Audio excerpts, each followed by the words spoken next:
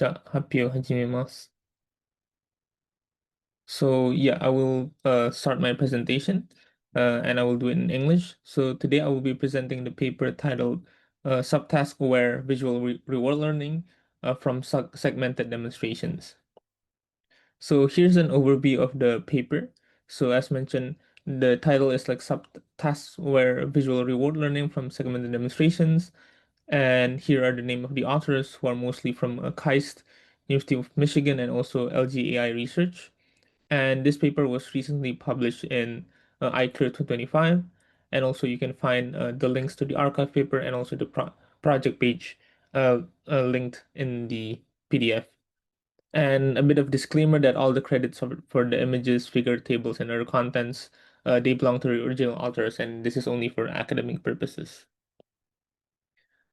So, as an introduction to this paper, recently there's been a lot of reinforcement learning methods that have been used for robot control techniques and has shown really strong potential for generalization. However, current RL methods they still very heavily depend on more handcrafted reward functions, which might require a lot of like substantial try and error, maybe a lot of extensive task knowledge, and often you also need specialized instrumentation like motion trackers or maybe tactile sensors. So an alternative that has emerged to solve this problem is to learn reward functions from action-free videos. So this is very promising because this means we can learn reward functions from online sources. So and it's very easily collected compared to actual action data. Um, and some approaches in this domain, they include, for example, learning discriminators between video demonstrations, or maybe training temporally aligned visual representations from large-scale video data sets. But the problem with existing methods with learning reward functions from action-free videos is that they still often struggle with long horizon complex tasks that maybe involve multiple subtasks like assembly. And typically the current approaches they focus on more short temporal windows of a subtask or maybe only on a couple of final goal frames. And this ignores like the contextual subtask progression. So for example here in this kind of like assembly task where you might want to pick up an object and then insert and tighten it. So prior methods for reward functions, they might focus on picking up the leg, but then fail on the other subtasks like inserting and tightening. So yeah, to summarize, it's very hard to have a subtask aware reward function. So a challenge right now is how can we design an effective visual reward function for real world long horizon tasks. So a little bit on the real work, as mentioned, there's been a lot of prior works on reward learning from videos because it's very easy, and also you have vast amounts of video from online sources. You have work that use temporal alignment methods, works that train reward function based on progress towards a goal. Or also recently there's been uh, works based on video generative models where they use pre-trained video prediction likelihood as a reward signal. But as mentioned, limitations of these works are like they mostly focus on short-term temporal structure and also often fail to capture multi-staged subtasks. And another part of this work is that when we talk about reward functions, we can it is also often correlated to inverse reinforcement learning, where the aim is to instead of having to handcraft reward functions, we aim to estimate the underlying reward function from expert demonstrations. And similarly, uh, an extension of this is something like adversarial imitation learning, where it tries to reformulate IRL by using discriminator to distinguish between expert and agent transitions. And then the output of this discriminator is used as the learn reward. And there are also prior works that use subtask information of the multi-stage subtask, but this assumes that the information on the ongoing subtask can be obtained from the environment during online interaction or online RL. To summarize the previous works, uh, most of the previous works in video-based reward learning and also inverse reinforcement learning, they either lack subtask awareness or they require explicit supervision during the online interaction. So this work aims to tackle this by how can we have a reward learning function that is subtask aware and also requires minimal supervision. So before starting into like the actual method, there are some preliminaries that are required to understand the work. And the first preliminary is the standard Markovian decision process, where essentially you have this tuple M that is contained of the state space and the action space, the sparse reward function where one is equal to success and then zero is equal to otherwise. You have also the transition function, the initial state distribution, and also the discount factor. Essentially, the most important part of the problem formulation is that how can we find a dense reward function only conditioned on visual observation? So in other words, can we find a reward function, visual reward function that is able to get the optimal policy for the problem that we have? And the second preliminary that is important for this work actually is called EPIC, or equivalent policy invariant comparison. And essentially, what EPIC is a pseudo metric for quantifying the differences between different reward functions. So uh, this metric is used to measure the similarity between two reward functions to ensure that even if these two reward functions are different in the values, the raw reward values, they need to produce the same optimal behaviors or optimal policies. So, and in this work called REDS, Epic is used to train the reward model so that its predicted rewards are policy equivalent to the actual ground truth subtask rewards. So the key insight in this work is that the subtask segmentation is important for the ground truth subtasks. So using Epic to train the reward model uh, uh, so that the predicted rewards will be equivalent to the ground truth rewards that we have. And I will omit more details on the actual details on Epic, but for more details, you can visit the original paper from Gleave 2021, which I also included linked in the PDF. So then what is the proposed method in this paper? And the proposed method is called REDS, or Reward Learning from Demonstration with Segmentations. And this work mostly proposes a visual reward learning framework that leverages action-free videos. With minimal supervision by treating segmented video demonstrations as ground truth rewards. And it's mainly focused on three different steps. One is subtask segmentation on the video itself, and then the reward learning itself, and then the next we will explain also about the online RL and also the training and inference steps. So starting from the subtask segmentation, so given the data set of expert demonstrations that we have, the main point is that we want to leverage these expert demonstrations annotated with the ongoing subtext as the sort of the implicit reward signals. So imagine that if you have these kinds of tasks where you have to pick an object and then place it on the table, these tasks can be decomposed into different subtasks. So imagine this is the first subtask, and then the second subtask, and then the third subtask. And as mentioned, a task or demonstration can be decomposed into several object-centric subtasks, and each subtask represents a distinct step in the task sequence, and it is based on a coordinate frame of the single target object. Or in other words, it means that each subtask is based on a change in the object interaction. So, for example, between pick, place, and then maybe insert or other kind of like object interaction changes. So using this kinds of like uh,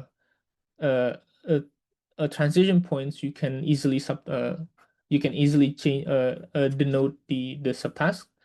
And additionally, to make it more easier for them all to understand, they also provide text instructions that describe how each subtask how to solve each subtask. So, for example, grab a box, lift the box, and then put the box on the table.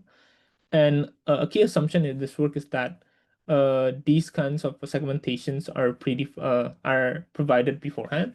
So in the experiments for each of the environment, we either use predefined codes or maybe human annotators to collect these kind of segmentations.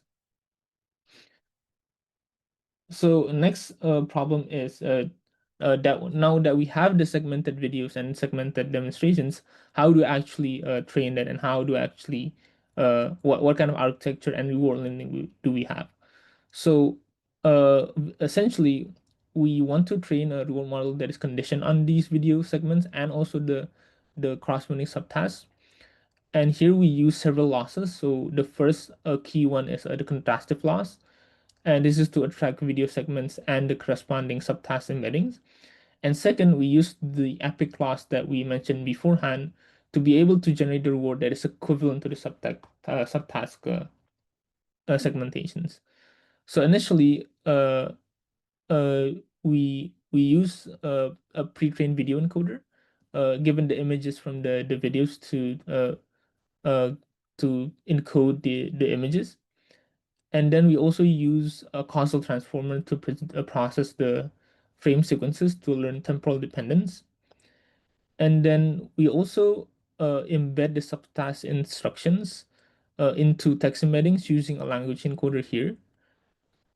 And then combining the two between the encoded images and also the language embeddings, we combine both to predict a reward for the next step.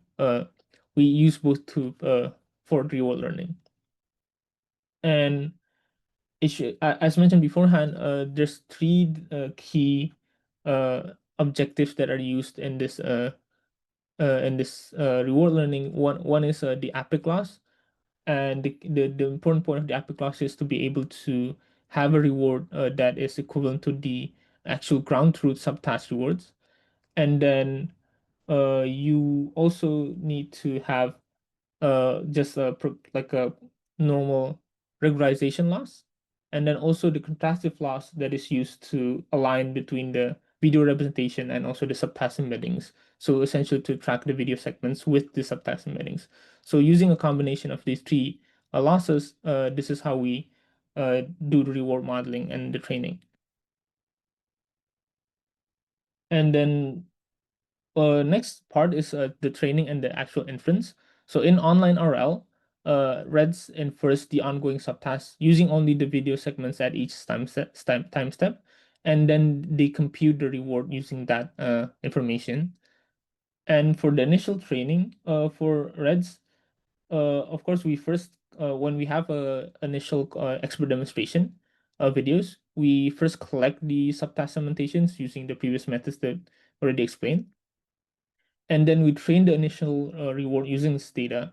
But the problem is with this is that when you only use these expert data, uh, the reward function might suffer from some reward misspecification.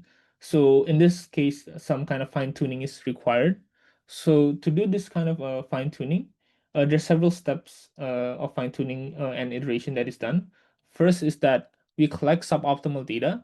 So essentially, we train an RL agent with the current model that we have, and then we get a new trajectories that is collected as the suboptimal data.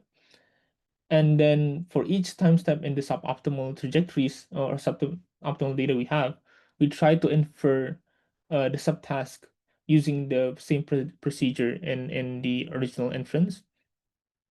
And then yeah, so using similarity scrolls, we estimate which subtask each frame belongs to, and then also detect failed subtasks when similarity is too low.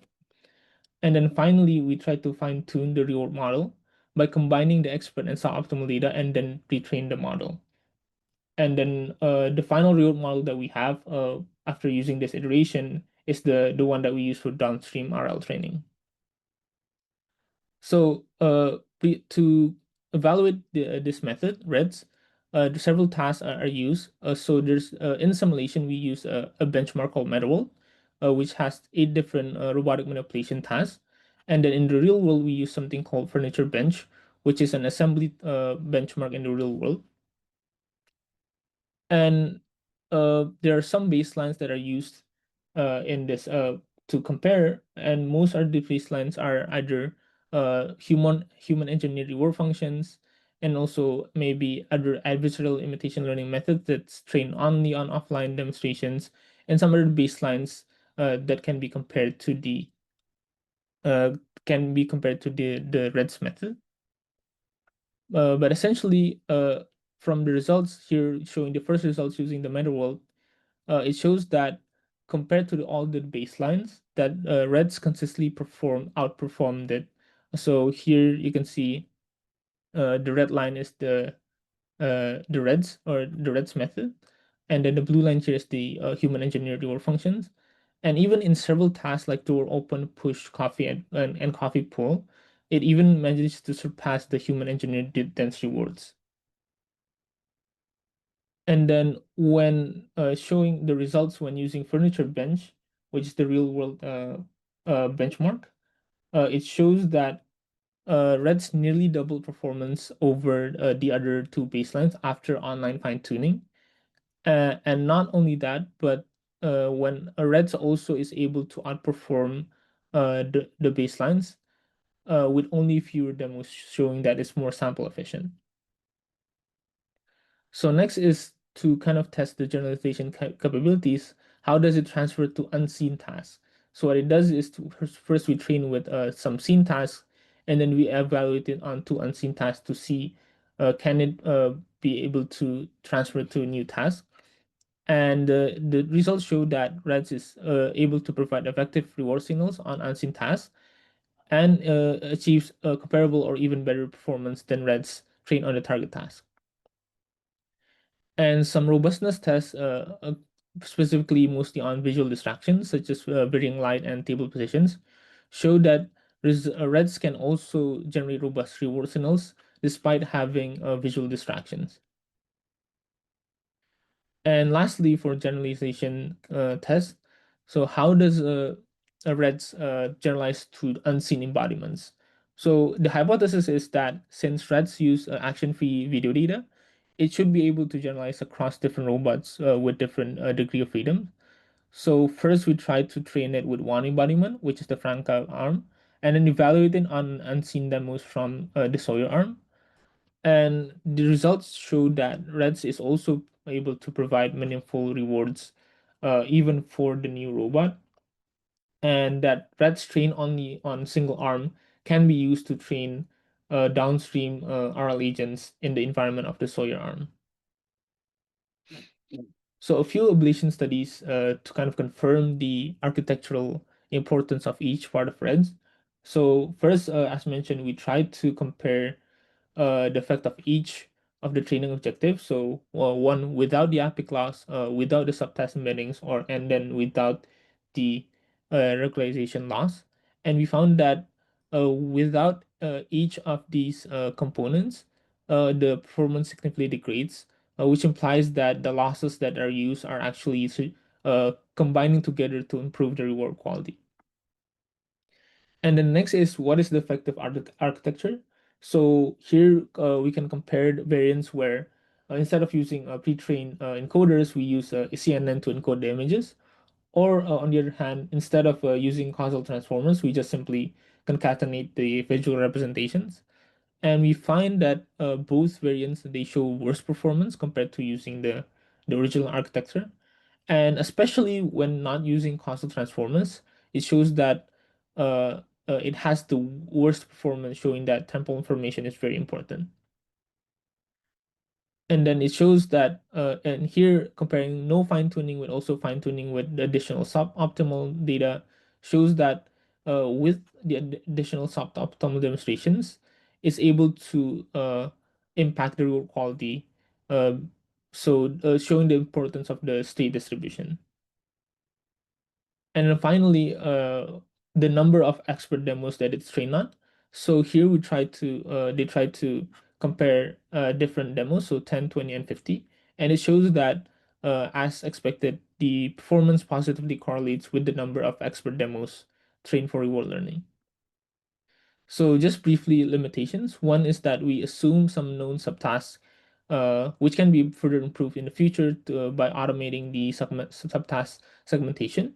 Second is that there's a lot of dependence on pre-trained representations, which might struggle with a more subtle motion distinctions, which can be improved with better representation learning or large-scale robotic pre-training. Second is that we might need to do more generalization tests and robustness tests. And this can be used by maybe doing some data augmentation or domain adaptation. And then finally, the demo count and the fine tuning is uncritically chosen. So there should be some investigation on how to collect and collect failure demonstration to mitigate reward misclassification even better in the future. So that summarizes the presentation about REDS, reward learning from demonstration examinations, and that concludes my presentation. Thank you. はい、ありがとうございます。じゃあ、質問に移りたいと思います。ロボットチームや、質問者、ありがたい質問者からお願いします。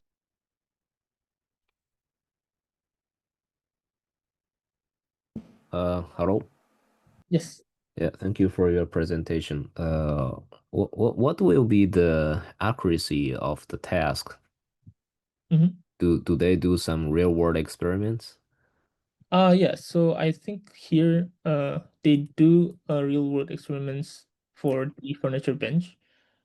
And here they kind of show the completion rate of the subtask here.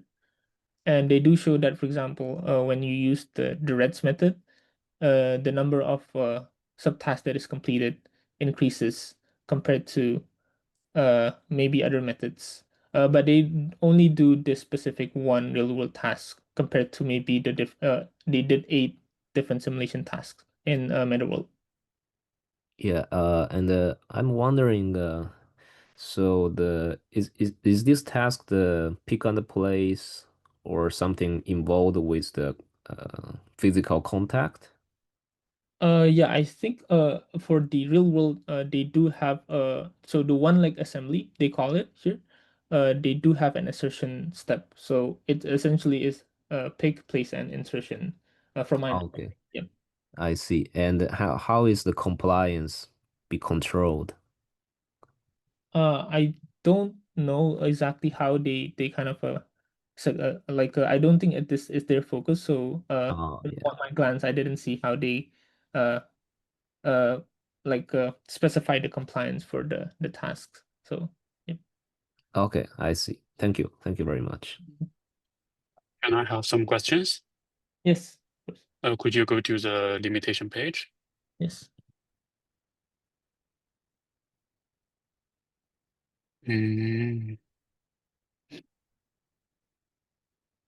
Why do you think the dependency on pre-trained representations is a limitation of this research? Yeah, so I think one limitation is that because as Zhu Sensei mentioned, like when you do the contact rich tasks like the screwing or the insertion, that requires more subtle changes in the motion compared to maybe pick and place where the changes in the motion is very distinct. So in this case, when you use like these kind of pre-trained representations, it's very hard. It's more difficult to distinguish these subtle changes. So that's one kind of thinking why it would be more difficult when you try to do more short horizon contact rich tasks. I see. I think at least for the limitation 2 and 3, it is not the main focus of this research, right? Yep. Yes. That's. I mean, maybe it is not a limitation. It is just some interesting direction you could probably do in future. Yes. Yeah. Yep. I think maybe here is like saying it's like limitation is not exactly correct. They do mention like it's more like room for improvement essentially, which may be needed for future work. Yep. Okay. Thank you. That's my question. Yep. Thank you. May I ask some questions? Yes. In contrast to using sparse rewards like existing method, the Yes. proposed method use dense visual reward by Yes. segmenting demonstration videos into subtasks, right? Yes. So I have several questions. How are the demonstration videos segmented into subtasks? What are the criteria of segmentation? Yeah, so I think for the segmentation, it's quite in a sense simple in the sense that because the tasks are very clearly defined, like for example here, you might have a task where it's only pick place insert. For each of the change in the object interaction, so when you pick the object and then you place it, that's kind of like one subtask transition for them. So that's kind of essentially how they segmented, and they also rely more on human annotators or predefined codes to segment this. So there's more automatic segmentation. Yep. This video already clearly defines the subtask. Yeah. So from maybe human predefined annotations. Yes. Okay, I see. And another question is, what kind of real-world scenario is this method useful? Like assembly or cooking? Yeah, so I think the main point for them is that it's mostly focusing on multi-stage tasks. So I think assembly is definitely a good example of that, where you have different multi-stage tasks, but maybe with the same kind of primitive actions. So assembly and cooking is definitely one. But I see the challenge with that is that once you do more context-rich tasks, maybe it's harder to solve it. Because in their case, it's only insertion or maybe screwing that's being used. いいですね。ありがとうございました。はい、ありがとうございます。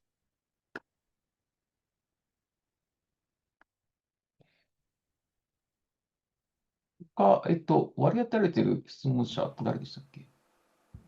自分です。はい。I have a question. Yes.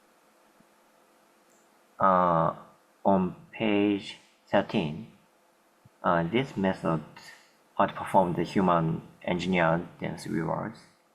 Yes. Are there any qualitative differences between the human engineered dense rewards and the predicted rewards? I think the key difference is that when you use threads, it's mostly focusing on using just the visual data. But when you use human engineered rewards, it requires some additional information from the environment, like position or reachability. So this kind of shows that even with only solely visual information, it's able to surpass or even comparable to the reward engineering. So even with when additional information is not available, this method is able to solve it. So I think that's kind of the main point. Yeah. Okay, I see. Thank you. Yeah. Thank you. はい。じゃあ、時間になりましたので、次行きたいと思います。発表ありがとうございました。